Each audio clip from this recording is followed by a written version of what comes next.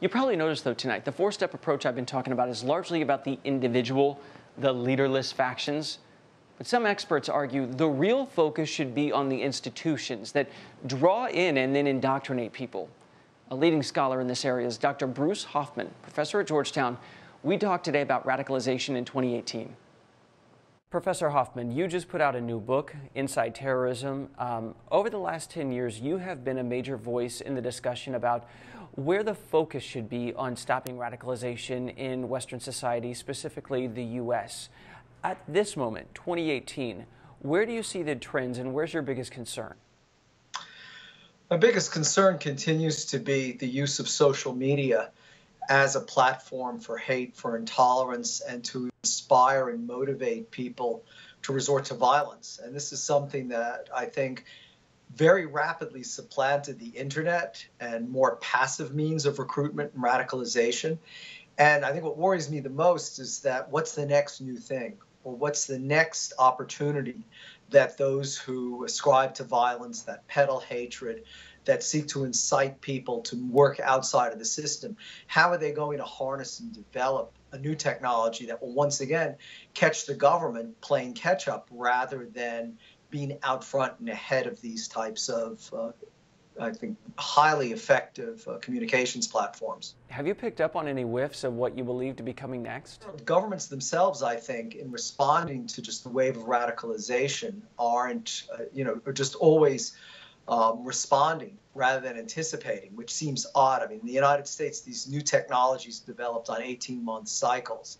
It seems that right now is the time government should be thinking, what's the next new thing and how can it be countered, rather than looking behind them and saying there's been this massive use of social media and apps and Facebook, Twitter. There's been so much debate over where the most resources should be placed in order to stop that. Should we go after the groups? Should we go after the individuals in some way in detection?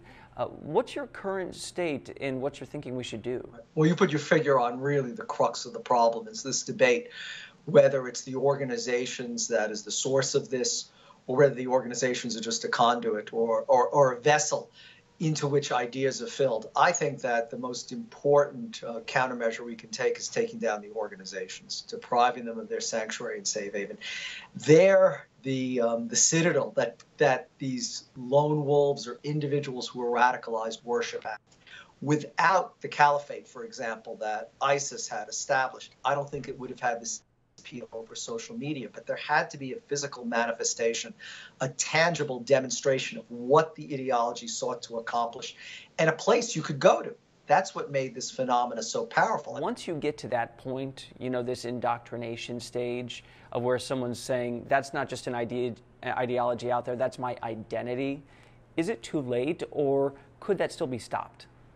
Yes, some people can be averted. I would say that it's very difficult to, but it doesn't mean you don't try, because anybody you avert is, of course, a tremendous success. But this goes back to exactly the point why I think the source of this animus, the source or the trajectory of the recruitment, which is the organization and their sanctuary and safe haven and their physical presence, has to be a priority in having those removed. And then we'll see greater progress in diverting these individuals away from the paths they may have selected to follow.